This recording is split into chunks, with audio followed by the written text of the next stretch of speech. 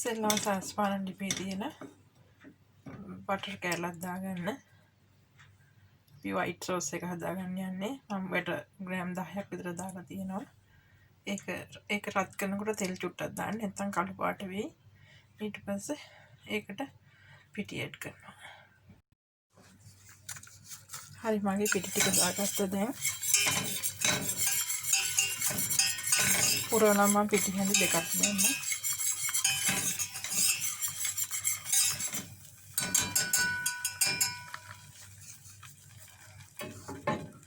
දැන් දාගන්නවා මම මේකට.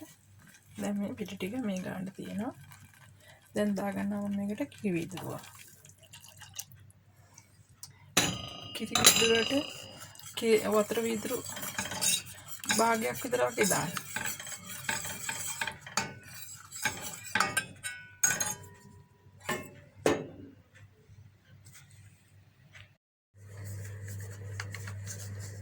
කිරි කැටි ගහන දෙන්නකම් මෙහෙම දිගටම කිරි එක හැඳි ගහන්න. උකු වෙනකම් ඇදි ගන්න. කැටි ගහන්න දෙන්න කැටි ගහන්න දෙන්නත් එපා අඩි අල්ලන්න දෙන්නත් එපා. හොඳට මෙහෙම බලබල හොඳට හැඳි ගන්න.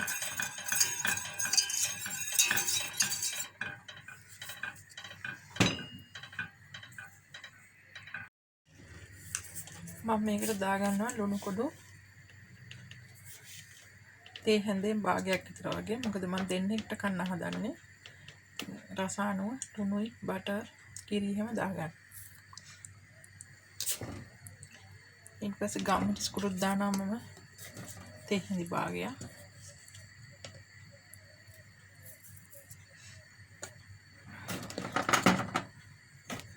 ඔරිගානෝ ටිකක් දානවා.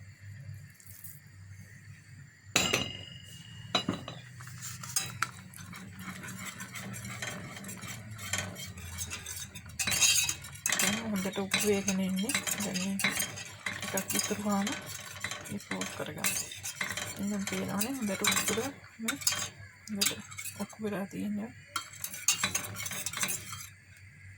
මේකට තමයි කියන්නේ වයිට් සෝස් එක. වයිට් සෝස් එක හදාගන්න හරියට ඉසි.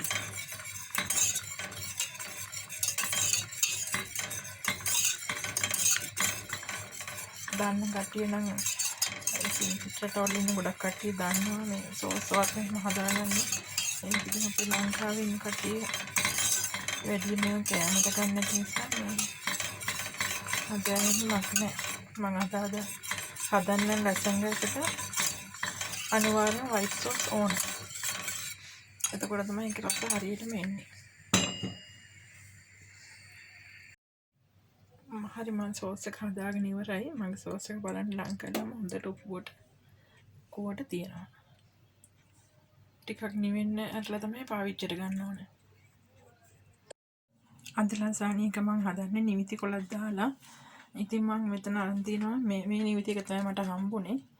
අපේ ලංකාවේ නිවිති එක නෙමෙයි මේක මට හම්බුනේ. මම මේකට මේ උණු වතුර දාලා වහලා තියන්න යන්නේ. මම උණු ටික දැම්මා. දැන් මම මේක ලිඩ් එකකින් විනාඩි 5ක් විතර වගේ තැම්බෙන්න වහලා තියාගන්න. ඔය විදියට. දින මම තඹගත්ත මකරෝනි ටිකක්. මෙතන තියෙනවා මම කලින් හදාගත්ත පීසා සෝස් ටිකක්. ඊට පස්සේ මෙතන තියෙනවා බාබිකියු චිකන් ටිකක්. ඒකත් මම කලින් දාපු බාබිකියු චිකන් ටික ඉතුරු කරලා තියාගත්තා. මෙතන තියෙනවා මම හදාගත්ත වයිට් සෝස් එක. ඊට පස්සේ මම මේ තඹගත්ත නිමිති ටික මම මේ කොළ විතරයි තඹගෙන තියෙන්නේ. ලොකු දිගම දඬු එක කපලා දාලා තියෙන්නේ. මේක තියෙනවා. ඊට පස්සේ මෙතන තියෙනවා චීස්. මේ තියෙන මොසරෙල්ලා චීස්. මේ තියෙන චිකන් ස්ලයිසස් ටික. එතකොට මෙතන තියෙනවා garlic. මෙතන තියෙනවා capsikan chili එක. දිගට කපාගෙන. ඉතින් මේ ටික දාලා අපි හදාගමු lasagna එක.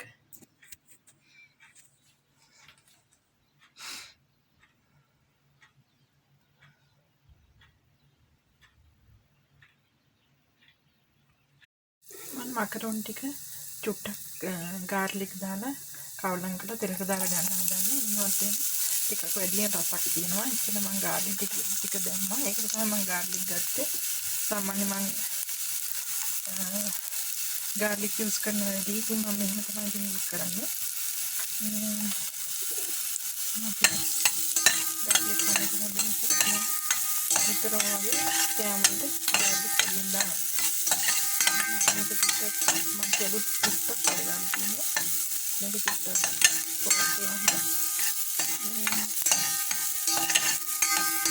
මම දාන්නේ මකරොන් ටික මම මේ හැන්ද පාවිච්චි කරන්නේ මුකුත් හිතන්න බෑ මේ ස්ටිල් එක මේ සාස්පාන් ස්ටිල් එක හොඳයි මුකුත් කැඩෙන්නේ නැහැ ඒක මම හැන්ද ගත්තේ මේ සාස්පාන මම අරගෙන දැන් අවුරුදු 10ක් වෙනවා බලන්නකො තාමත් අලුත් වගේ තියෙනවා ඒ කියන්නේ මේ ස්ටිල් එක ගොඩක්ම හොඳයි ඒක දාන්න ඒක නිසා මම දැම්මට පාවිච්චි කරලා කමන්නේ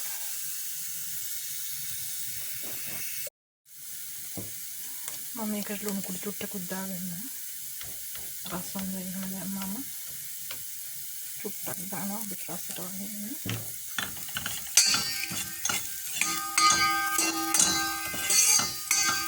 දැන් හොඳට නැගලා තියෙන්නේ දැන් මගේ මස්ටෝන් ටික දාන්න කොහොමද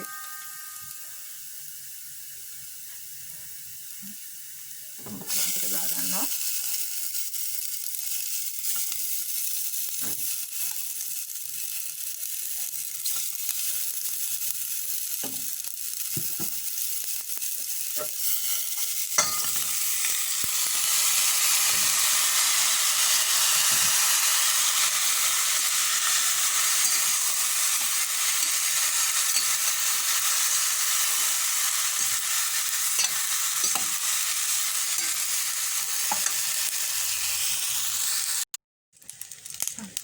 මම සෝස් ටික මේකටම දාලා කවුලම් කරනවා.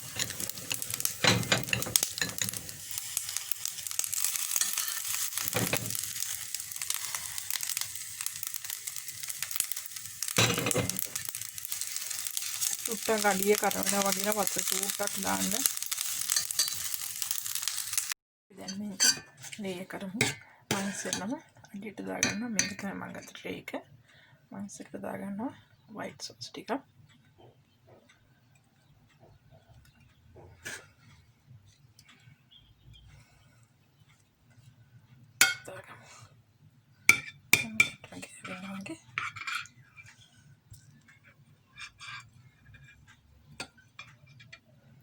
දාගමු.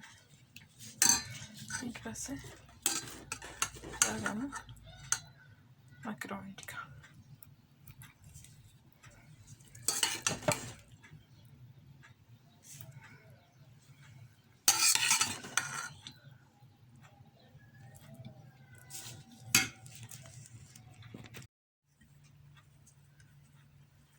හරි මම කොළ ටික දාගත්තා. ඊළඟට මම මුලින් දානවා චීස් ටිකක්.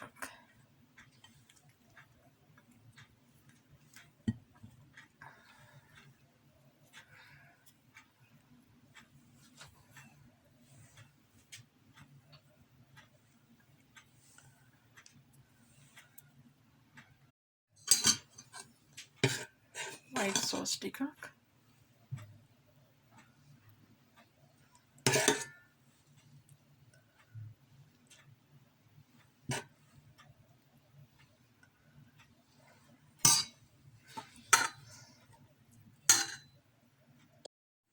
චිකන් ටිකක් දාගත්තා මම උඩේ. අන්තිමට white sauce ටික ඔක්කොම දාගන්න. මම තාම දාගත්තේ නෑ කුකුල් මස් ටික. මේ ටික ඔක්කොම දාගෙන මේ කුඩින් තමයි මම කුකුල් මස් ටික දාගන්නේ. ටික දාගත්තා. හැමතැනම ගෑවෙන විදියට මම ගොඩක්ම සෝස් දැම්මේ නෑ. මම කැමති නෑ ගොඩක්ම දාලා ගන්න. ඉතින් ඔයාලට කැමති නම් තව ටිකක් වැඩියෙන් දාගන්න පුළුවන් සෝස්. ඉතින් මම දැන් තමයි මගේ චිකන් ටික දාගන්න යන්නේ.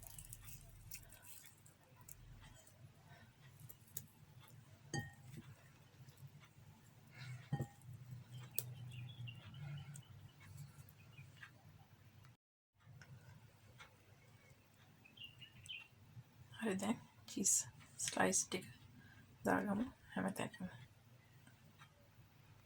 චීස් ස්ලයිසස් ටික දාගත්තා.